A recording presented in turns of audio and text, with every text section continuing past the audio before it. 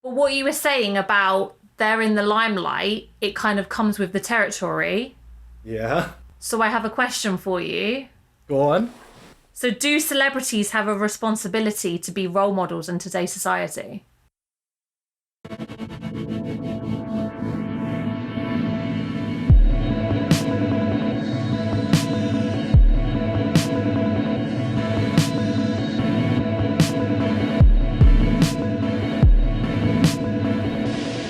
Welcome to Permeable Minds with Ethan and Yvonne.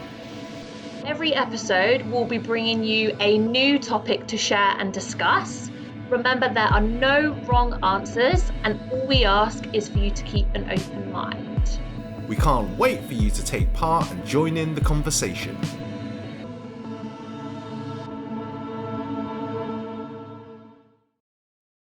I would say... Oh, she's loving it. She's loving this question. Oh, she's fucking cackling like a witch. Your face just makes it. I know that I've stumped you. Like, pow, knockout. Yeah, I mean, the listeners won't hear this because any long silence will be cut. But, like, there was a long silence, I have to say. Now that you've said that, I'm keeping it in, my friend. I'm keeping it in. To a certain extent, I believe they do have a responsibility as role models. To a certain extent, that was a very Ethan answer. Would you like to expand? Can I not expand? So, yeah, people look up to them. So they have that aspect of being a role model. They have that responsibility. People will try to emulate them. You know, kids will grow up thinking, I want to be this person. But there is a degree to which that has to stop. There has to be a point where they should not be expected to behave in an ideal manner for the entirety of their public life, just in case someone emulates every little thing they do. So I'm taking it to extremes, right? Because that's the kind of like the state of the question, right? If we take it to the extreme, like they shouldn't be that kind of role model. They shouldn't be someone that I do everything that Kanye does, or I do every little thing that David Beckham does. Like, I don't know why that name came to mind, but yeah. So to a degree, yes. What do you think? You just wanted to ask the question, didn't you? I just wanted to ask the question and see a reaction, obviously. But when you were saying about it can only go so far, I agree, because this is stereotypically why child stars get fucked up, right? This is why a lot of child stars end up in rehab or on drugs, or they don't have the best upbringing because they've lived in the limelight for so long. There's always been such a huge pressure on them. So that's why it's their job. It's their job to be an actor. It's their job to be an artist. It's their job. I know it's their choice. So I understand the whole territory thing. It comes with the territory. But at the same time, are we just expecting too much of celebrities? Yeah, no, I agree. Yeah, and to add on to that, I would say at a certain point, it's your own fucking responsibility to act correctly. You can't blame it on your role model. You can't blame it, like, at some point, it has to be your own responsibility. Or else we could just blame it like nothing. We're not held accountable for anything then. So on the note of it being their job, I've written down a couple of facts about some celebrities where they actually got penalised in their place of work, even though they did something outside of work. Okay. Am I right to run through a couple of those examples? Go ahead. So, for those of you who aren't familiar with these celebrities, I will explain a little bit more about them and what they do. So both of them happen to be sports people. So this might perk you up as well, Ethan. So we have Steve Carragher, who was an ex-footballer, I believe, for England, and then he became a football pundit, so like commentating on football. He was suspended as a pundit by Sky Sports for spitting on a young girl, okay? And Yep. so he was suspended for his job for something he did outside of work. Okay, yep. Then you have a cricketer called Ollie Robson, who received an 8-match ban for offensive tweets. So I think it was like sexist and racist tweets. And he got banned from his job. So he got banned from playing cricket for 8 matches until the issue got resolved. Okay? Yeah. He paid a fine. He had to undergo training for what he did. But is it just me, or does that blur the lines a little bit? So for something that they would have done outside of work, so say if I ended up spitting on a kid in the street, right? Yeah. Would I get suspended from work? I don't know, would you? I don't even know. I don't think so. Especially if I didn't get caught, right? I'd probably get fined. I mean, the whole reason they got banned or suspended was because they got caught. True. So we have to assume that you got caught as well. Okay. Let's assume I got fined. Would I be banned from my place of work? I have no idea. Like, I don't know if that's a thing. Nor do I. I've like talked myself out of the question now. But you see where the lines get blurred a little bit. It's like they did something outside of work. Like spitting is a bit extreme. But then, for example, tweets that could have been perceived as sexist or racist. I mean, Again, it's on his own private account. So I'm like, private account on a public platform, yeah. I mean, look, in this day and age, hell nah. Like, you can't go around tweeting stuff. Like, that's just stupid, to be but honest. then you would get banned from your job. Yes, that's the part I'm not sure. Because I'm not saying it's right. I'm definitely not endorsing it, but I'm just saying, should it go as far as your place of work? Because this is it at the end of the day. These are these people's jobs to be a sports person. Okay. No, his job was to be a pundit, right? Carragher's The job was to first be guy. First guy. Okay. So the thing is, right, it is work related. Think of it this way. These guys are like super famous in their areas of work, right? People know them by name, people know them by voice probably, people know them by face. So even outside of their job, they kind of represent their company. Why should they? That's what you get for being literally the face on TV for doing something, right? Like, it's not something they should or shouldn't. It's just what happens, right? You're on TV every day for Sky Sports. People look to you as like the guy, all right, you know your football. You give me all the X's and O's. Football doesn't use X's and O's, do they? You give me all the offside traps, the slide pass rules and stuff. That's better. And then I will give you my time. So even outside, be like, oh, dude, maybe people only know him as the pundit on Sky Sports now. So, like, maybe he shouldn't have that responsibility, but it's inescapable, isn't it? Well, yeah, because obviously he's going to be, like you said, he's going to be the face of Sky Sports or Monday Night Football or whatever it might be. But again, is it their responsibility to be that role model? Is it their responsibility to then be an ambassador outside of, for my place of work? Unless I'm wearing my backpack that happens to have the logo and the name of my company on my back, if I'm not wearing that backpack, I don't have that responsibility. So it's kind of unfair that we're also expecting that to be a burden on celebrities just because they're on TV and I'm not. I know this podcast is going to be famous one day, but for now, I can still represent Permeable Minds in a small capacity. So, this is what I think. What do I think? Tell me. Oh, so say he wasn't suspended. People will then go on and recognise Sky Sports as the channel that hires pundits that abuse women, for example. Right?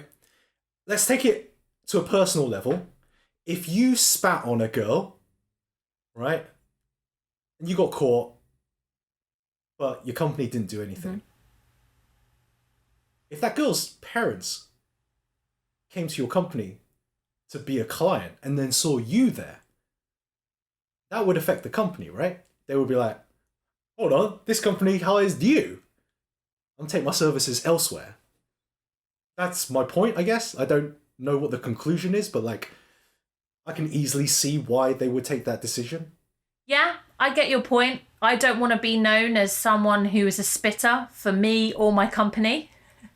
I get it. Again, with this whole entire podcast, there are no right or wrong answers. Anybody else wants to chime in, because me and Ethan won't be able to sleep tonight, just whizzing round these questions in our heads. Yeah, and apologies to Carragher for getting so much heat as well. Or maybe not. Exactly. But like, it's interesting you say sports stars, because if we're still doing kind of like the art stuff, like their performance on the field, is that something that can be separated? Like, for me, I deem that as completely different, because they are themselves the art, if you see what I mean. Sports people. Sports people. They're almost the product themselves. Yeah, like their talent, but then you would judge somebody on and off the pitch or on and off the field, no? For me, it's no. I would see them, their physical embodiment is like the same on and off the field. So name a dickhead sports person in America that you might follow. All right, so I actually prepared this. So there's this quarterback. Yeah. Do I need to explain what a quarterback is? All right. There's an American... But you have educated me over the last few weeks about quarterbacks and hunchbacks and whatever else they're called, right? Yeah. And Notre Dame, which is how the Americans pronounce Notre Dame, because they have a college in the US called Notre Dame. That's how they pronounce it. Yeah. Yeah. Like, I was just saying because you said hunchback. Anyway. Explain for the listeners. So, American football player Deshaun Watson is like one of the top quarterbacks. The quarterbacks, like, if you guys know Tom Brady, he was a quarterback, right? Or he is a quarterback. So, Deshaun Watson, like, I think a year or two ago, allegations about sexual misconduct charges came about. He sat out the last year. And then recently, his criminal, like, they went to grand jury and no criminal charges will be filed against him. So in terms of like NFL teams, American football teams, they can sign him now. Now, if my team was still looking for a quarterback, I would not want him on the team because of his history and stuff.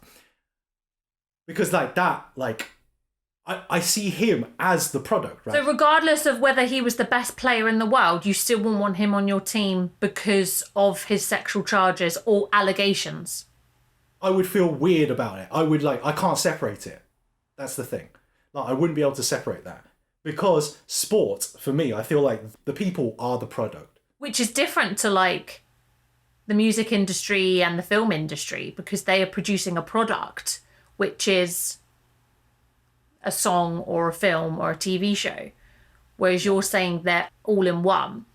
Yeah, that's what I think. While I have a potential American sports person on my mind, which if I get the name right, like you better buy me like a double gin and tonic, right? Alright. Big Shaq. Hold on. Was he... Oh shit, is he a music artist? Yeah, Big Shaq is, yeah.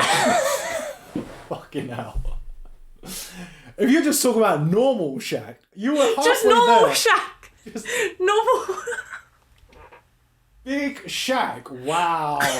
Okay. Fuck, I've lost that gin and tonic. Listeners, please roast Yvonne. Oh my god, Big Shaq.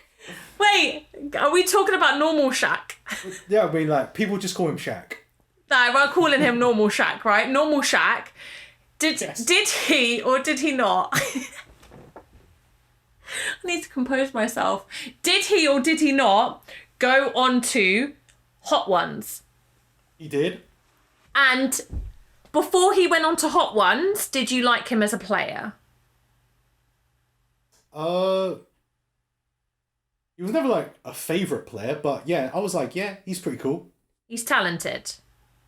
Yeah. But then once he went on to Hot Ones, you said, correct me if I'm wrong, not fan, he pissed me off. He did piss me off, yeah.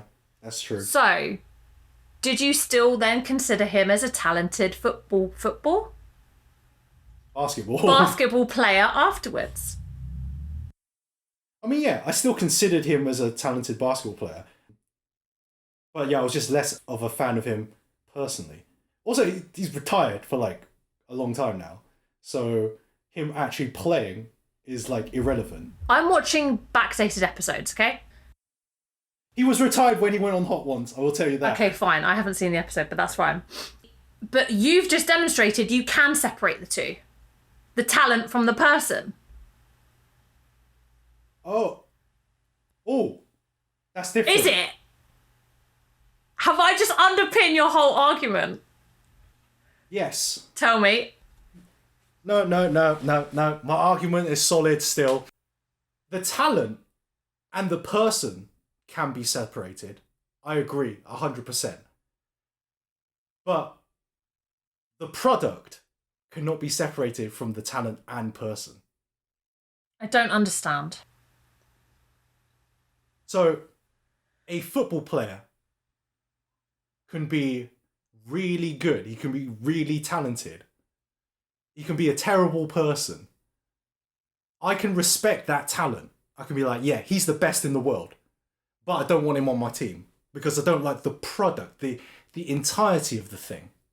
Because that's what he would be bringing if he came to my team. Can you put normal Shaq in as an example? For example, yeah, Shaq, he's just the best basketball player in the world, but I'm never going to root for him. Because you don't like him as a person, Yes. but you still think he's a good basketball player. Yeah. So separate the product from the talent from the person. Product from the talent from... Well, hold on. That's what you said. For me, the product is made up of the talent and the person. So I can separate the talent and the person. But if I have to consider a whole product, I can't just take one of them out of it. So, for example, if I wanted a really good player to come onto my team, and I'm like, nah, he's a terrible person. And the person's like, yeah, but he's such a good player. He's so talented. Just forget about his personal life. I'll be like, nah, I can't do that. Would it work the other way as well? What, if he was a really good person? Would you want a good person on your team? No, I wouldn't either. But but he's crap. Yeah, it'd be like, I can't separate. Like, the product is the product. I have to take it as a whole. That kind of also brings us full circle to our second episode of, do you want a nice person on your team, but they're terrible at their job? That, by the way, that discussion is still being had by listeners and friends of the podcast across the nation, across the globe, let's say. I'm just putting that out there. It's a good discussion. I did want to ask you about degrees of separation. Oh, this is new. So how far removed can people be? So, for example, I knew this would be super hard to explain without me giving an example. You're lucky that you have me as kind of your benchmark. Like, in terms of intelligence-wise, the bar is pretty low. So most of our listeners are going to be higher and will be able to interpret this. It's just me. I am lower than the common listener, so it's all good. Tell me. I mean, please, everyone let me know if you feel like I'm mansplaining. Okay? Because that's definitely not what I want to do. I just want to make sure I'm super clear what I'm talking about. Harvey Weinstein. A name we all know and don't love. He was a producer on so many good films. Does that affect the way you view those films? Because he's like, he's a few steps removed from the final product, right? The film itself. I mean, for me, it doesn't. Like, I still love Pulp Fiction and Like, he produced pretty much all of Tarantino's films, so, like, yeah, it doesn't affect me at all. Because he's more than 1 degree separated. Yeah, you said he's far removed from the product. I mean, for me, it doesn't matter because I can separate art from artist. But, like, I'm just wondering for you and for listeners out there, how does that make you guys feel? That he was producer on so many good films? Every time that you download a film, is he going to be getting royalties? When I download. But he probably does, or like at least his company does, right? What his stake is in his company, well, I don't know. I'm not going to try and guess. But, you know, as the producer, you're still going to get some of that kickback. Could the same argument be for like directors and stuff? So directors and producers and sound crew. I was going to ask who was it that shot that person by accident on set, but that was actually an actor. Alex Baldwin. Yeah, he was an actor. But for me, it's easy to say it doesn't matter, like you, because we can separate art from the artist. But yeah, I think that's a great question to leave everybody on, because there are going to be people listening, most likely, that can't separate. So I'd like to hear from them. How many degrees removed does it go, like you just said? Because, yeah, I never even thought about it to that extent. Yeah, let's leave that with the listeners. First of all, people, please get in touch. Please let us know your thoughts on whether you can separate the artist from the art, the football talent and the sportsman talent from how they play and the person, the actor or actress from their personal life. But then if you want to go that one step further and say the producer or the director of a film, I think I can. I still watch all of the films that you named. You said most of Tarantino stuff and many more. I think I could. And for the listeners who think that platforms should take that proactive step in removing this particular artist, their whole song collection, I do want you to consider this point, is that a song is not made by just one person. And the money that your listens go to is not just that one person. So I'm just going to leave it there. And if you want to get in touch, you know how to reach us. Insta, Facebook, Twitter.